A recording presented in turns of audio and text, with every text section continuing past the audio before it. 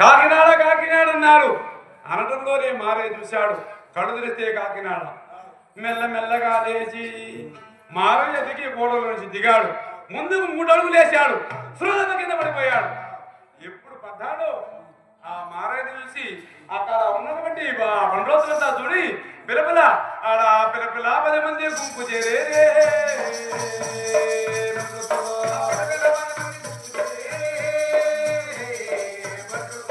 మారి చెను పైకి లేపేనా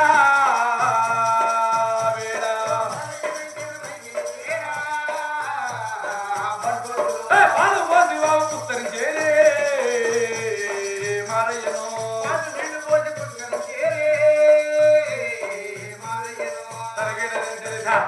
ఎప్పుడు మారే కింద పడిపోయా తప్పి 10 మంది గుంపుకూడి పిలపిలపని చేయారు. అయ్యో తమ్ముడు ఎవరో తెలవలేదు.